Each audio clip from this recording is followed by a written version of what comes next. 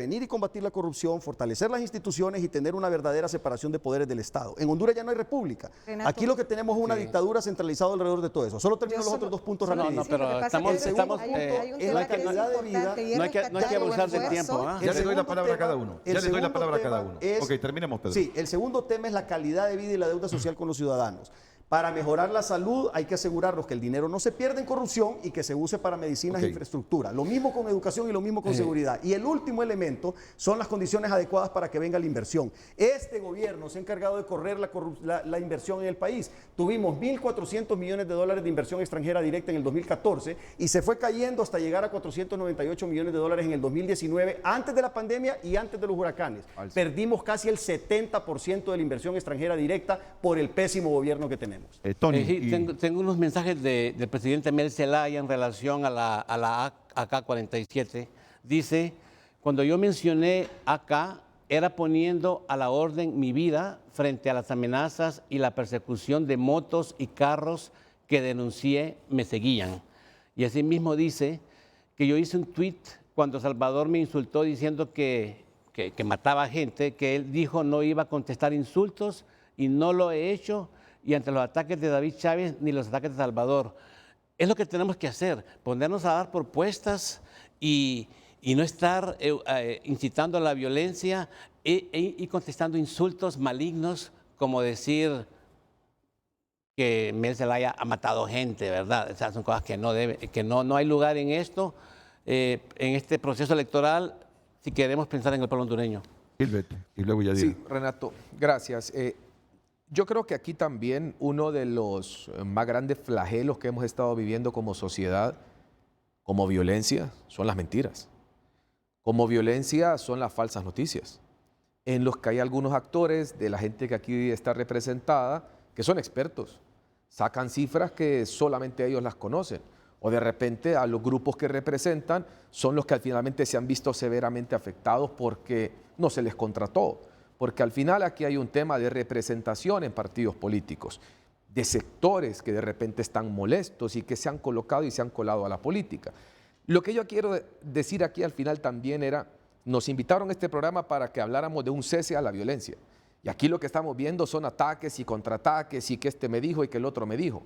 Yo aquí puedo venir a hablar perfectamente de mi candidato, del hombre que le cambió la cara a la capital de la República en los últimos 8 años. Del hombre que tiene los mejores números en este momento en las encuestas, del hombre diferente, del hombre que no necesita montarse nada más que en un carro para recorrer todo el país, darle un cariño sincero a las personas. Porque también parte de ser un político proactivo es hablar de propuestas, es hablar de lo que nosotros queremos para el país finalmente y no estarnos deteniendo en qué dijo uno o qué dijo el otro.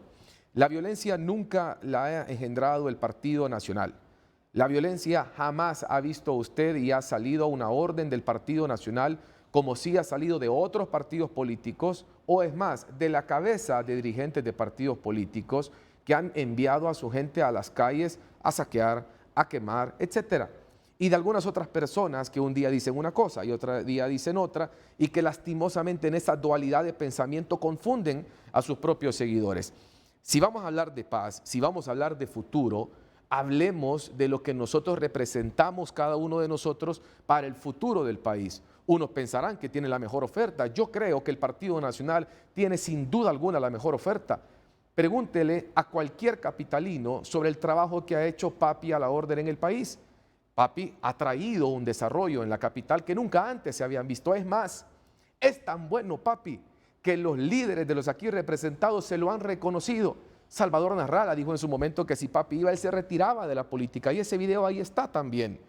Mel Zelaya reconoció que Tito es el mejor político y el mejor alcalde que hemos tenido en la capital.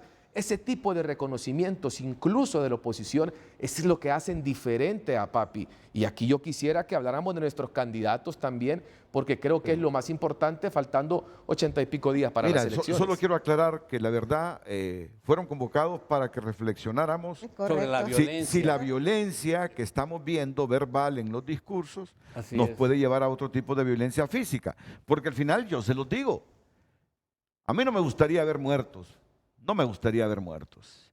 Ya suficiente con los muertos diarios por la violencia que tiene el país, de delincuencia común, la organizada, los ya nos vamos acercando a los 10.000 por la pandemia, como para que por temas electorales también sumemos más muertos. Bueno, eso pero es lo que me muestra anima. un botón, Renato, y lo estamos viendo en este...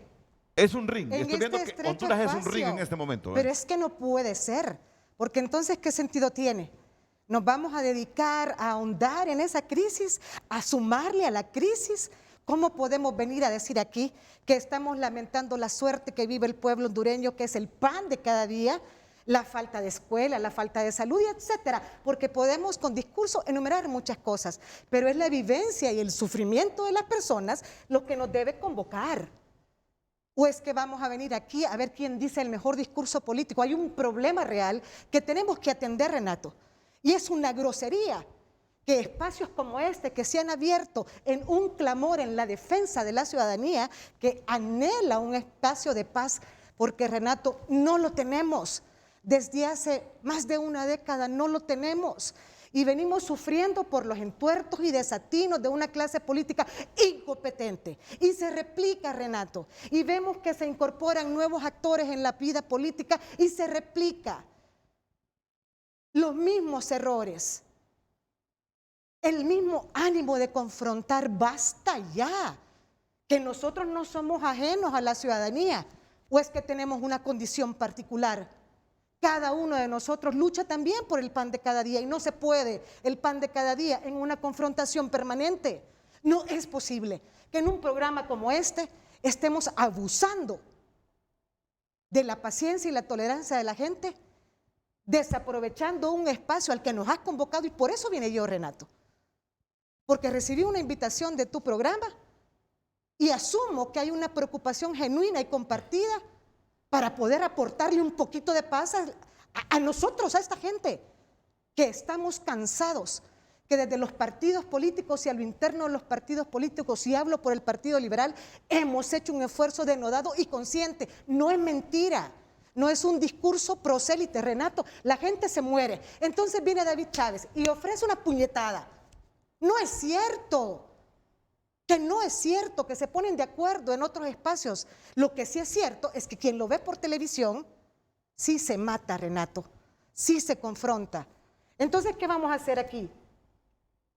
¿Vamos a echar una suerte de análisis estériles? ¿O efectivamente vamos a buscar generar consenso y compromiso en los partidos políticos para honrar ese clamor de la ciudadanía? De lo contrario, Renato, muy apreciado este espacio, me alegra mucho ver a Pedro, hace muchos años no lo veo, nos conocemos desde que estaba él siendo un adolescente. Gilbert, hijo de un gran amigo mío, Tony, hemos compartido luchas democráticas en el Colegio de Abogados que han frutecido. Pero yo no voy a ser parte de un teatro, si esto es serio, Renato, y debe ser abordado con la seriedad del caso, que la violencia engendra violencia. Entonces, el llamamiento y lo que nosotros hemos propugnado y lo hemos llevado a la práctica dentro del Partido Liberal de la mano de Jenny Rosenthal, que ha sido, lo repito, muy golpeado, pero hemos visto, Renato, que frutece positivamente el no agotarse en el ánimo de buscar la conciliación. ¿Por qué? Porque todo lo demás no puede ocurrir. No puede ocurrir el bienestar social, no puede ocurrir un despegue económico, no puede ocurrir ninguna cosa si tenemos una sociedad permanentemente convulsa y confrontada. Y es por eso, y solo para concluir, que se hace necesario hacer un llamamiento enérgico, y ese ha sido el papel del Partido Liberal de Honduras, porque esto es lo que encierra, Renato, y es ahí donde no debemos perdernos, es que hay una amenaza latente atentando contra el próximo proceso electoral. ¿O es que creemos verdaderamente que esto así es por ósmosis? Que toda esta provocación y incitación a la violencia es porque pues, amanecimos con la idea de, hoy voy a decir que, o que es espontáneo esto que está ocurriendo de la confrontación y de la violencia. Que es claro que el partido de gobierno está exacerbando los ánimos porque no encuentra otros mecanismos para perpetuarse en el poder. Y eso es así, Con Gilbert. todo respeto, doña Yadira. Eso es así. Pero mire, y la clase política y los partidos de oposición no hemos sido capaces de entender con todo respeto, doña que Yadira. no podemos caer en esas provocaciones porque se necesita efectivamente transicionar a esos estadios. Gracias, Yadira. Por alusión, por favor, Renato, doña Yadira, con todo el respeto que yo le guardo, mire, no podemos hablar de un discurso de no violencia y de repente venir a decir que es el partido de gobierno. Mire, doña Yadira, hay historias que de repente la gente no se da cuenta, pero de lo que está pasando en este momento cuando hablamos del proceso electoral. Es terrible que llegue este proceso electoral pero permítame un segundo. Pero permítame un segundo. Eso no es posible. No tuvimos un trepe en las elecciones primarias porque los representantes de su partido y del partido de Tony no pudieron llegar a acuerdos y no hicieron las cosas bien. Nosotros exigimos un trepe. Es más, y aquí le digo a don Pedro Barquero, el partido que apoyó que ellos tuvieran representantes en mesas electorales se llamó el Partido Nacional de Honduras y lo dijimos públicamente. Y los que hemos venido exigiendo que se escuche la voz de Pedro Barquero y de Salvador Narrala en el Consejo Consultivo, activando el Consejo Consultivo, que su representante y la representante de Tony García no echaron a andar, sino de forma extemporánea hace apenas unos días, fue el Partido Nacional. Entonces, venir aquí a hablar y decir que es una violencia sistemática del partido de gobierno es un desconocimiento, con todo respeto, de lo que ha estado ocurriendo recientemente. Por ejemplo, ahora, mientras nosotros estamos hablando, los centros donde se está repartiendo la nueva tarjeta de identidad, hacen falta 1.4 millones de tarjetas de identidad para ser repartidas a los hondureños para el proceso electoral. Están tomados por el Partido Libertad y Refundación. Entonces, y después, ¿a quién querrán echarle la culpa? Al Partido Nacional. Esas son las cosas que el discurso no debe de decir. Yo quiero paz, yo no quiero violencia, pero al mismo tiempo venir a señalar de forma equivocada a los que no tienen la responsabilidad de lo que está pasando.